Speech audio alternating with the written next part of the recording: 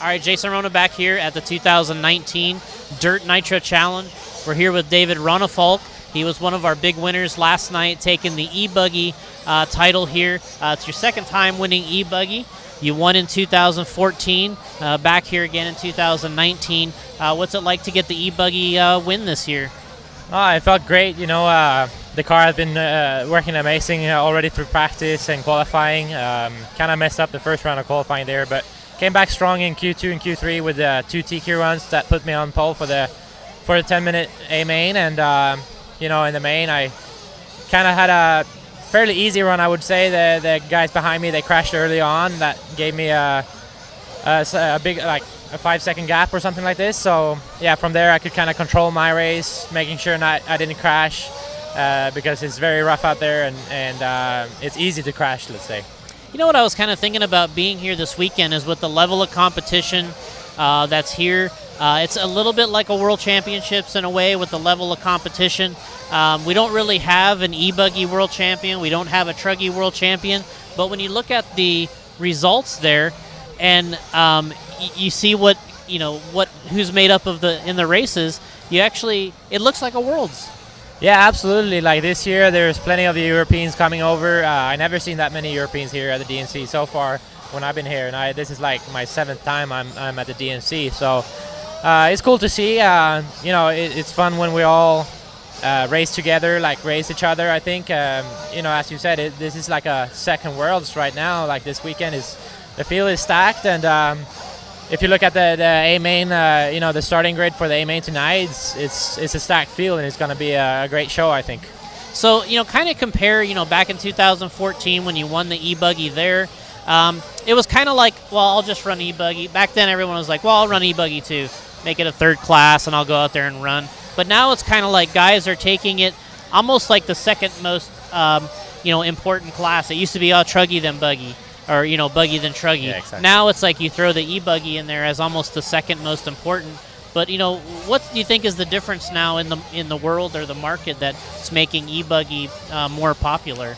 Yeah, I think you know, you definitely see like the newcomers to the sport. They really you know, for them, Ebuggy, like the electronic driven cars, I think is a lot easier step into the RC hobby than Nitro is. With the Nitro, you know, you have to have some knowledge about how to tune the engine, clutch, and all this and that. So, you know, with the electric cars, you can just plug in and go, and you know, if an electric this doesn't work, it won't go anywhere. So then you replace the stuff and you put a new one in. I think that's just easier for the newcomer to the sport, and you know, obviously with the development of the world right now, the electronics are growing big, and you can see that with the batteries. I think that was a big boom when the LiPo batteries came, because you know, the old NIHM, I barely didn't drive those, but yeah, they were kind of a pain. You know, you had to solder them together and stuff like that. So yeah, with the LiPo batteries, you know, we can see the electric classes, they have really grown in the last couple of years, and I think for sure it's now, like, together with the 10 scale 2 drive and 4 drive class, it's for sure one of the biggest, you know, markets in the RC industry right now. So, you know, going into talking about electronics and electrics, you're kind of representing a new brand here this weekend. Obviously, similar people behind the brand, but talk to us about the new brand here. Yeah, I'm running the Performa electronics in my Ebuggy.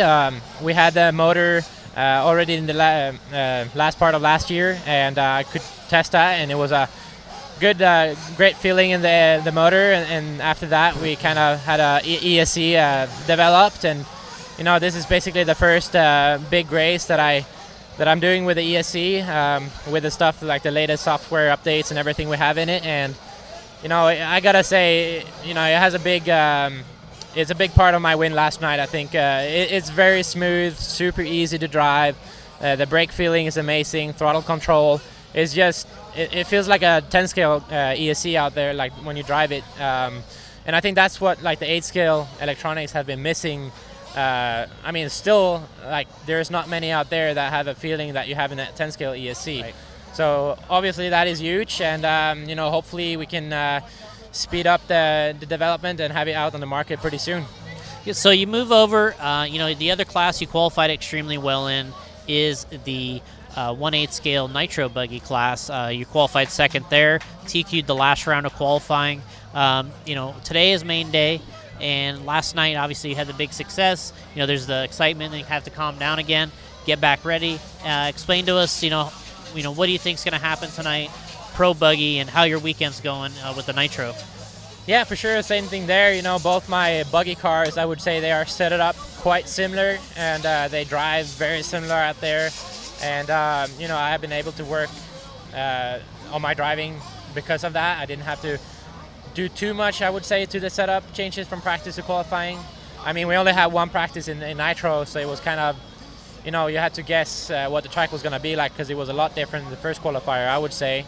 But yeah, it was great from the start. In the first qualifier, I think my pace was pretty close to Davide's.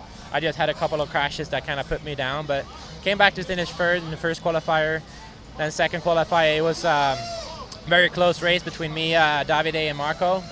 And we basically, I think we were like within 2 seconds of each other in the end there. So that's another third.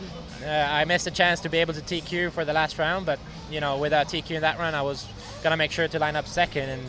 And I went out there and made a few small changes to my car and worked out great, and I was able to TQ. So, I'm excited lining up second for tonight. It's going to be a hell of a race, I think. We have the guys up front there, it's going to be intense. Something I've always wanted to ask you and talk about a little bit is, you won the Worlds in 2016. Everyone kind of, people that win the Worlds or people that don't really, what is it like to really be the current world champion in something in one of these classes? Because from my perspective, when I see people are gunning for you, and they see you had the success, they really want it.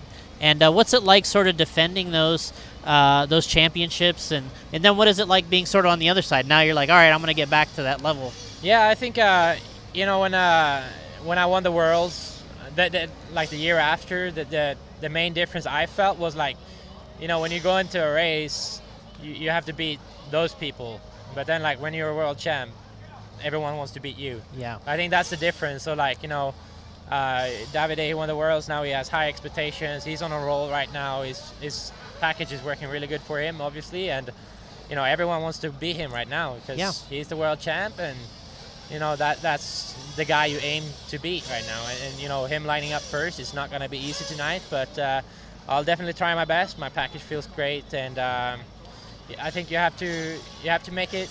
I mean, you're not gonna have to make it hard on him, like racing wise, but you gotta be there. You're gonna have to make him crash, and I think if you can make him crash, I think the race is pretty open. Yeah, I mean, there's a lot of strategy that goes in this. I mean, last night you look at a lot of the pit stop strategy in Truggy. That's going to carry over to Buggy, who's going to go the 9 minutes, and who's going to do 7.5. There's a lot of pit stop strategy. What's the difference? I mean, you run a lot of electric, you run nitro. What's that strategy like when you're kind of in a 10-scale race? You're just like, all right, did I start up front? How do I got to manage this race? If you start in the mid or the back, you just kind of, it is what it is. A nitro race, you got a long time to really kind of, put a plan into action. So how do you approach them, for your racing? I mean, obviously for the 10-scale racing, you have the 5-minute main. So basically, if you make a crash, especially two-wheel drive, it's very hard to make up the time. Four-wheel drive, you can kind of push the car. You might be able to go a little quicker and make up the time you lose, but basically that's the difference. I think with the 8-scale, you can have a mistake, but that mistake cannot get you off track. You have to stay focused. You have to, keep calm, because especially on this track, it's super rough out there. So yeah, there's no way you can panic over a mistake, because then you'll probably make a couple more in the coming laps right after that. And the way I'm thinking, like when I go into a main, is like I gotta make the first 5 minutes, like basically the first stint, pretty clean, because after that the field is more spread out, and then you can kind of start to see what you have to do from there. So that's always my goal when I come into a main, like just first couple of laps, 5 minutes or so. There's if you crash, then you're gonna have a hard time to make up the ground, because you're gonna have to pass cars. They're not gonna make it easy on you. Yeah, that's for sure. So you want to have a clean first stint, and if you do, there's normally like a few cars that broke away from the pack, and then you have to see what's going to happen from there.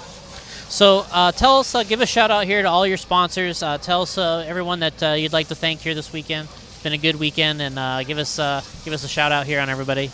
Yeah, I would like to thank everyone watching at home first of all, and I have a lot of supporters back home in Sweden. They check all the lap times, all the races, and they even stay up at night because it's like 3 a.m. over there when we run the main. So thanks to all you guys, and then I would like to thank HP Racing, Performa, JConcepts, Highest, Absolute Hobbies, Run a Time, Aeromax, XTR, BM Design, Stick at One Racing, Gia, Avid, and yeah, all the rest that I forgot. Thank you a lot. You're the ones that make this possible for me, and hopefully I can bring you guys another win here tonight.